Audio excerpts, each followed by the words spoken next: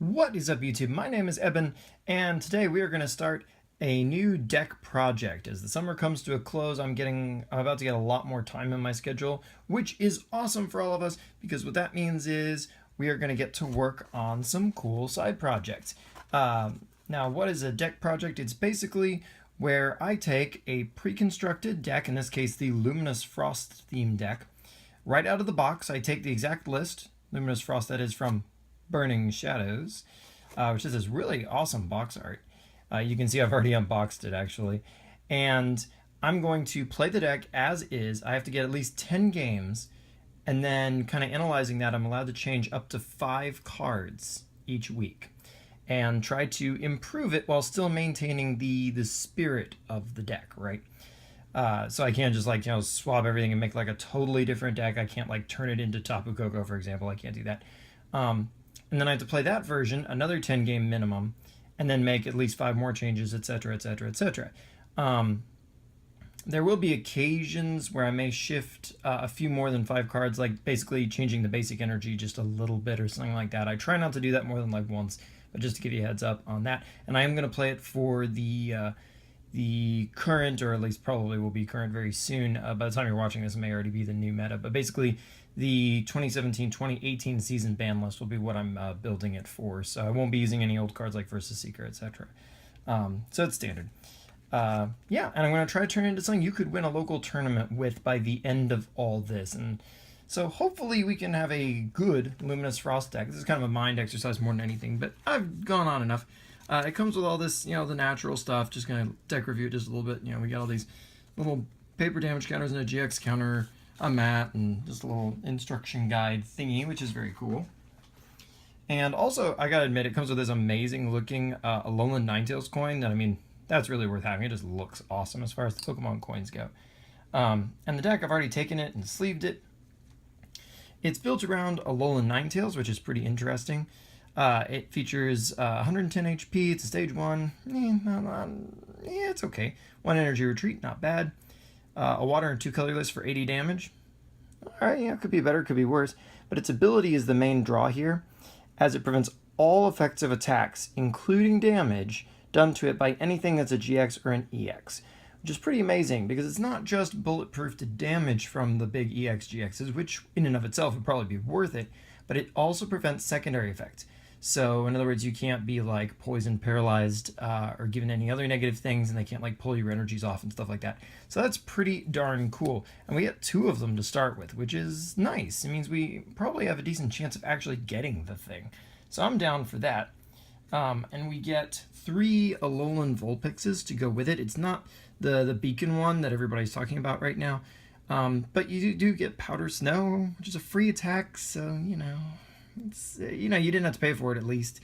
It's a coin toss chance to sleep, which is kind of terrible because, they get a coin toss chance to wake up before they even get a turn. So it's a 25% chance basically to stop them from doing anything. So that's not the best.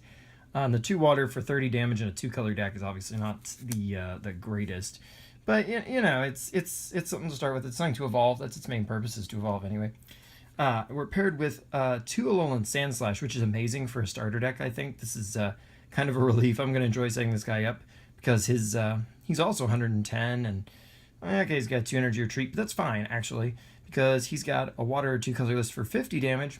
Meh. But it switches him from your active slot. So that's really nice. Basically the idea is you can bring this guy up, smash turn into somebody, and then come into your Alolan Ninetales on the bench. So this guy just hit and runs, which is really cool. But his ability is the main reason he's here, because it allows you to just draw a card every turn if you want to. That's pretty nice. It's not the most cards you could ever get. It's not like, like what Octillery could necessarily do, but it's nice. It's definitely something we can put to use in this deck and make sure we maintain some card advantage in a deck that's obviously not built to be like super, super amazing at that. We got 2 Alolan Sandshrews, coin toss chance of being completely bulletproof on the next turn with Defense Curl. That's not bad. Horrible second attack because it's so overcosted for only 30 damage, but nobody's perfect. We've got a Kingdra in here, which is a pretty amazing Pokemon. You've probably already heard quite a bit about Kingdra by now. Stage 2, 140 HP, 1 energy retreat, not too shabby. Wish there was a little more HP, but for 1 water, it does 90 damage to one of your opponent's Pokemon. Okay, anywhere, 90 damage for 1 energy, that's amazing. Oh, it has to already have some damage on it. Well, Okay, still not the worst, not the worst. And then for 1 water, you can also deal 90 with a second attack. That's pretty amazing. And even 30 to a benched Pokemon. You'd have to discard a water to do it, but that's still pretty darn amazing. So this Kingdra is a pretty good weapon. We might well be relying on him pretty heavily. Don't know if he'll be in the final version necessarily. Don't know yet. But pretty good. Seadra, it's getting us to Kingdra basically, but for 1 water, you can shoot 30 anywhere. So that could be nice. We could, if we have to, have Seadra in the active slot, hit somebody for 30, then evolve to Kingdra and do the brine to deal 90 to it. That's not too bad. Then we have 2 Horsies to go with it, which has the same basic attack just for 10 damage instead of 30, since it's the basic form. Yeah, okay, whatever. We've got Bruxish, I think. It's a basic with no evolutions, it's 100 HP. Its Gnash Teeth for 1 energy is just confusion. It doesn't deal damage, but the confusion is the important part there. That's not too bad. And then for 3 energy, we get 60 damage and 20 to each of your opponent's Pokemon that has the same type as their active. So that's pretty good spread damage. Actually, its Synchro Noise is a pretty good attack. And it also only retreats for 1. So that's all pretty nice stuff we got going there. That's not bad at all. Alright, and then we have the Simis in this deck, which just makes me so happy, because Simipour is easily my favorite Simi. It's just so gosh darn happy, like, all the time. This is just one of those fun, terrible-ish, but yeah, just fun Pokemon that I really love. This iteration from this set has 90 HP, 1 energy attack that does 30, not too bad. 1 energy retreat again, and then 50 for 1 water and 1 colorless to move a water from this Pokemon to one of your benched Pokemon. So not too bad, especially if this thing's going to come up and maybe get knocked out or something. You can basically attach, deal 50, move it to a benched Pokemon. If they don't knock it out, attach again, do the same thing. It's an interesting trick. I don't know how practical it is, but it's interesting. It's likable. Then we got Panpour, 70 HP, 1 energy, 10 damage. It's not the greatest, but it's certainly not the worst. And then we've got a little bit of fire in the deck. We got Simisear, 90 HP, 30 damage for a colorless, and then 50 for a fire and a colorless. Yeah, the Simis are all pretty similar. But its energy movement is attaching a fire from your discard to one of your benched Pokemon. So that's nice, because you can actually, instead of just shifting around the energy you've already got attached, it actually generates new energy by getting it from the discard pile. We don't have a super overabundance of fire energy in the deck, but still, if we can get one in the discard pile, this guy could be kind of useful. So that's nice. And we have 2 Panseers to help evolve to this guy. And they're pretty much like the Panpours, as you can see. And we have a lot of Pokemon. We have 25. It's quite an abundance. We have 2 Heatmore, and this guy's interesting. He's 110 HP. He's got 200 retreat, so meh. But for 2 colorless, you get to flip 2 coins, and for each heads, you put a card. A card, not an item, not a supporter, not an energy, not a Pokemon, just a card. So it can be anything you want from your discard pile into your hand. Yeah, it's coin flip reliant, but you get 2 coins. So 25% of the time you'll get nothing. 50% of the time you'll get 1, and then that same 25% that you might get nothing, you could also get 2. So statistically speaking, you're going to get 1 or better, which is really nice. That Odor Sleuth is quite a nice attack. I kind of like that. And then for a fire and 2 colorless, you get 60 and a guaranteed burn. And burn is a nice way to rack up damage. It's a pretty cool effect since they've kind of reworded it a little bit. So Heatmore, pretty interesting Pokemon. I like that guy, especially since a lot of Pokemon in the deck, the Alolan Ninetales, the Alolan Sandslash, the Heatmore, they all kind of like double colorless energy. So does the Bruxish. I'm going to learn how to say that by like the next episode, almost surely. But I like this guy. He's interesting. He's sort of my favorite fire type of the deck. And then there is 1 colorless Bouffalant, 120 HP, 2 colorless, 30 damage, and he can buff himself for 30 on the next turn, kind of a little shield. That's interesting. And then he can do 80 for 3 and then knock over a stadium. So that's, you know, he's interesting. He's okay. At least he's colorless, but I feel like we're probably going to have energy in abundance anyway. So that's our Pokemon lineup. Like I say, quite a lot of Pokemon, but but good ones. And I think we may have the resources to play them out. Supporter-wise, we have only a few, but we've got 2 Professor Kukui, so a little damage buff, which will be nice because a lot of our opponents will probably have ridiculously high HP Pokemon for us to have to contend with. So the plus 20 and then the 2 cards will be very much appreciated. And then we've got 3 Hao, who's, okay, he's not the best card draw, but he's not the worst. He just straight up draws you 3, so you don't have to lose anything from your hand. So like if you've got the evolution but not the basic, you don't have to send the evolution back into your deck to try to get the basic. So Hao works in that regard pretty nicely. He's not bad. I think we're going to be relying on him pretty heavily. Glad there are 5 card draw supporters in the deck. That's better than a lot of starter decks will give you. And then we have 1 copy of Lana. And she's heal 50 from each of your Pokemon that has any water energy attached to it. So I guess if we're dealing with some spread damage, and we also have a lot of water energy spread around, maybe she could come in handy. She feels kind of weak, to be honest. Not the best supporter in my eyes, but who knows? Who knows?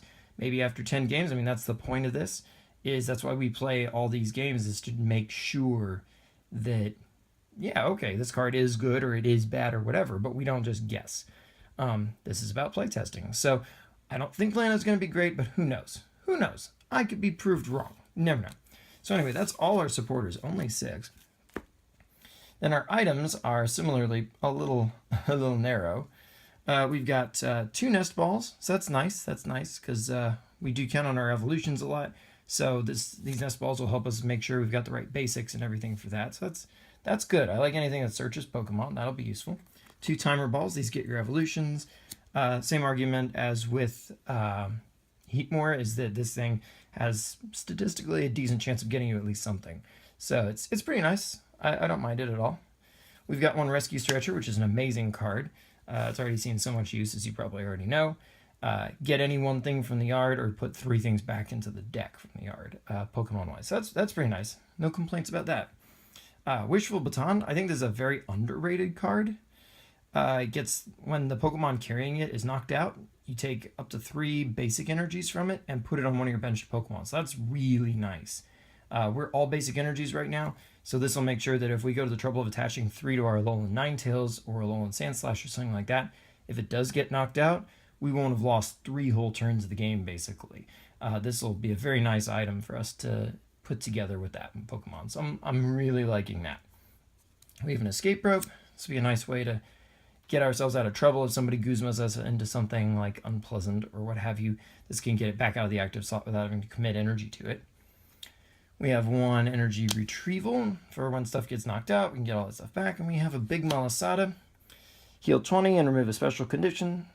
You know, under the right circumstances, it could be nice if we have to deal with like an Espeon GX or something that confuses one of our Mons. This can get us out of that and can fix things like paralysis. I don't know if it's useful enough to warrant being here, but once again, that's why we're going to play test. And those are all the items. So kind of shy on trainers. We may be making our first changes there. And we have 20 energies, grand total. Yep, 20. That is a lot. For those of you who play competitively, you're going to be like, oh my gosh, that's so many. You'll see that we've got 14 waters, but waters are predominant type, so, you know, there it is. And then we've got 6 fire energies. To go with our relatively small number of fire mons, but you know, it's enough that we should be able to hit them. An energy retrieval, I guess, will be nice if we only hit 1 and then that mon gets like knocked out, but we want it again or something like that, you know. So that's interesting. Don't know if we're going to keep it fire water the whole way through, or if we'll end up going mono water. Hard to say at this point. But that is the deck. Next week, I'll tell you about our 10 games that we played. I'll give you kind of brief highlights, tell you what our record was, if we went 5-5, if we went 1-9, if we went 0-10, if we went 10-0, we'll find out. And until next time, like, comment, subscribe for sure. That way you can catch the next episode on my channel, and I will catch you guys next time.